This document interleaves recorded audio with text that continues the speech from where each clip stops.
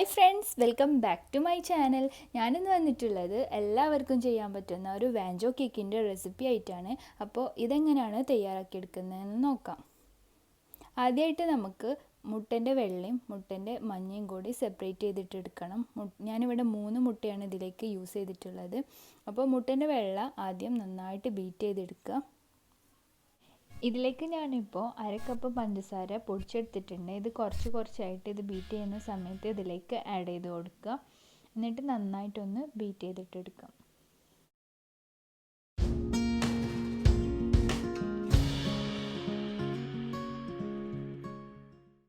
അപ്പോൾ നമ്മൾ egg white ഇവിടെ നന്നായിട്ട് ബീറ്റ് ചെയ്തെടുത്തിട്ടുണ്ട്. ഇതൊന്ന് മാറ്റി വെക്കാൻ. ഇനി നമ്മൾ നേരത്തെ മാറ്റി വെച്ചിട്ടുള്ള മുട്ടൻ്റെ യെല്ലോ ഭാഗം അതിലേക്ക് ഒരു 5-6 ഡ്രോപ്പ് വാനില എസൻസ് ആഡ് ചെയ്യുക. അത് എന്നിട്ട് ഒരു മിക്സറോ അല്ലെങ്കിൽ വിസ്കോ വെച്ചിട്ട് നന്നായിട്ടൊന്ന് മിക്സ് ചെയ്തിട്ട് എടുക്കുക.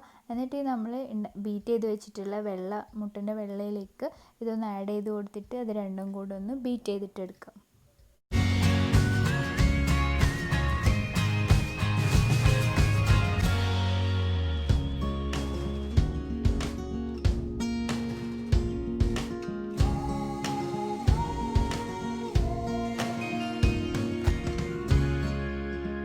ഇതൊന്നിവിടെ ബീറ്റ് ചെയ്തിട്ട് മാറ്റി വെക്കാം. ഇനി നമുക്ക് ഈ കേക്കിലേക്ക് ആവശ്യമായിട്ടുള്ള ഡ്രൈ ഇൻഗ്രീഡിയൻസ് 1/2 കപ്പ് മൈദപ്പൊടി, 1/2 ടീസ്പൂൺ ബേക്കിംഗ് പൗഡർ, ഇതെല്ലാം കൂടെ ഒന്ന് അരച്ചെടുത്തിട്ട് ഒന്ന് നന്നായിട്ട് മിക്സ് ചെയ്തിട്ടെടുക്കുക. എന്നിട്ട് നമ്മൾ ബീറ്റ് ചെയ്ത് വെച്ചിട്ടുള്ള എഗ്ഗിൻ്റെ മിക്സ്ചർ ഇതിലേക്ക് ആഡ് ചെയ്ത് കൊടുത്തിട്ട് രണ്ടും കൂടി മിക്സ് ചെയ്തിട്ടെടുക്കാം.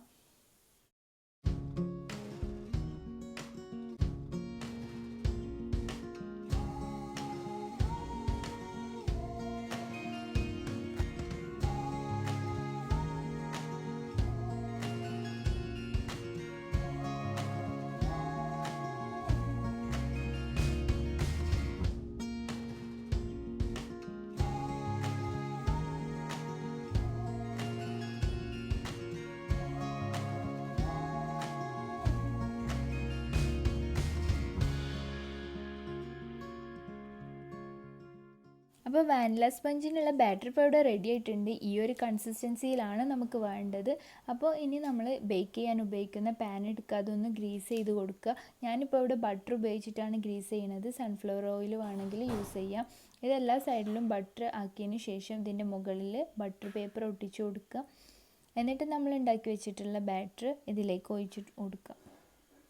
ഞാനിപ്പോൾ ഇവിടെ ഓവനിലാണ് കാണിക്കുന്നത്. ഇത് വേണമെങ്കിൽ സ്റ്റൗവിലും സ്പഞ്ച് ഉണ്ടാക്കാം.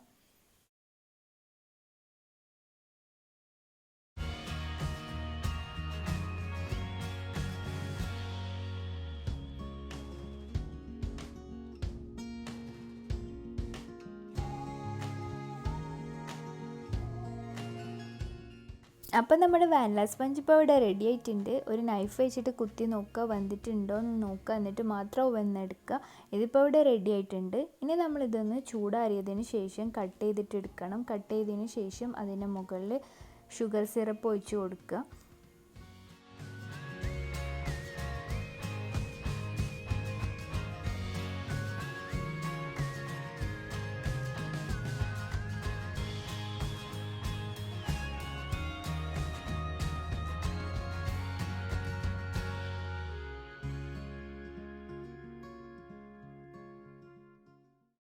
അപ്പോൾ നമ്മളെ വാനില സ്പഞ്ച് ഇപ്പോൾ ഇവിടെ റെഡി ആയിട്ടുണ്ട്. ഇതേപോലെ തന്നെ നമുക്ക് ചോക്ലേറ്റിൻ്റെ ഒരു സ്പഞ്ചും കൂടി റെഡിയാക്കി എടുക്കണം. ഇതിന് വേണ്ടിയിട്ട് ഞാനിപ്പോൾ ഇവിടെ 2 മുട്ട ബീറ്റ് ചെയ്ത് വെച്ചിട്ടുണ്ട്. ഇതിലേക്ക് ഇനി കൊക്കോ പൗഡർ ആഡ് ചെയ്ത് കൊടുക്കുക. അതേപോലെ തന്നെ മൈദപ്പൊടി ആഡ് ചെയ്ത് കൊടുക്കുക. എന്നിട്ട് ബേക്കിംഗ് പൗഡറും കൂടി ആഡ് ചെയ്തിട്ട് ഇതൊന്ന് മിക്സ് ചെയ്തിട്ട് എടുക്കണം. എന്നിട്ട് ഈ മിക്സ്ചറും നമ്മൾ ഓവനിൽ വെച്ചിട്ടൊന്ന് ബേക്ക് ചെയ്തിട്ടെടുക്കാം. ഈ ചോക്ലേറ്റിൻ്റെ സ്പഞ്ച് ഉണ്ടാക്കുമ്പോൾ അതിലേക്ക് അധികം മൈദപ്പൊടി ആഡ് ചെയ്ത് കൊടുക്കണ്ട. കൊക്കോ പൗഡറും മൈദപ്പൊടിയും കൂടിയും കൂട്ടിയിട്ട് 1/2 കപ്പ് ആഡ് ചെയ്ത് കൊടുത്താൽ മതി.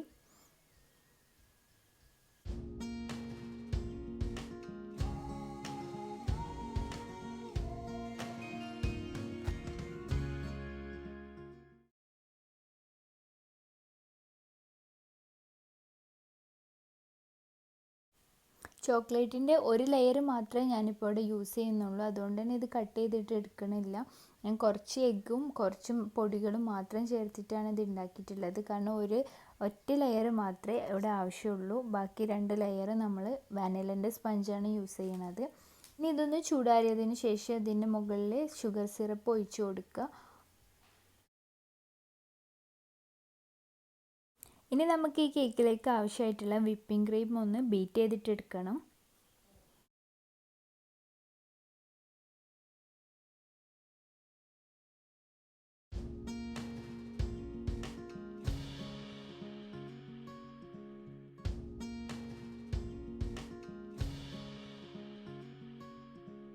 അപ്പോൾ ക്രീം ഇപ്പോൾ ഇവിടെ ബീറ്റ് ചെയ്തിട്ട് എടുത്തിട്ടുണ്ട്. ഇനി നമുക്ക് ഈ കേക്കിൻ്റെ സ്പഞ്ചസൊക്കെ ഒന്ന് ലെയർ ആക്കിയിട്ടെടുക്കാം. ഇതിന് വേണ്ടിയിട്ട് ഞാൻ കേക്ക് ബോർഡിൽ ഏറ്റവും അടിയിൽ കുറച്ച് വിപ്പിംഗ് ക്രീം തേച്ച് കൊടുക്കുന്നുണ്ട്. എന്നിട്ട് ആദ്യം വാനിലേൻ്റെ ഒരു സ്പഞ്ച് ഇട്ട് കൊടുക്കുക, പിന്നെ വിപ്പിംഗ് ക്രീം ആഡ് ചെയ്യുക, പിന്നെ അതിൻ്റെ മുകളിൽ ഒരു ചോക്ലേറ്റിൻ്റെ സ്പഞ്ച് ആഡ് ചെയ്യുക, പിന്നെ അതിൻ്റെ മുകളിലായിട്ട് വാനിലേൻ്റെ സ്പഞ്ചും കൂടി ആഡ് ചെയ്തിട്ട് ഇങ്ങനെ 3 ലെയറായിട്ടാണ് ചെയ്യണത്.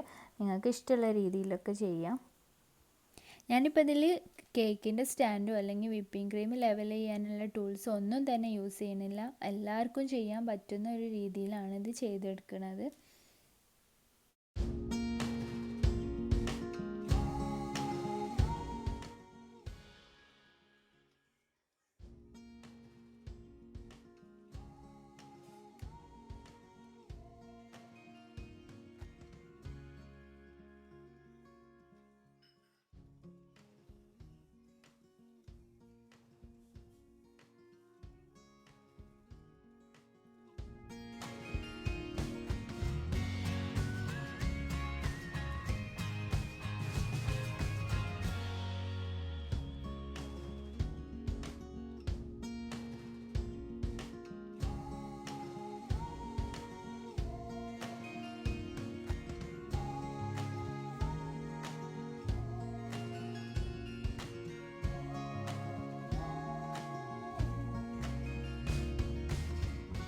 ഇനി നമുക്കിതിലേക്ക് ആവശ്യമായിട്ടുള്ള വൈറ്റ് ഗനാഷും ചോക്ലേറ്റിൻ്റെ ഗനാഷും ഒന്ന് ചെയ്തിട്ടെടുക്കാം. അതിന് വേണ്ടിയിട്ട് വൈറ്റ് ചോക്ലേറ്റും ഡാർക്ക് ചോക്ലേറ്റും ഒന്ന് മെൽറ്റ് ചെയ്തിട്ട് എടുത്തിട്ടുണ്ട്.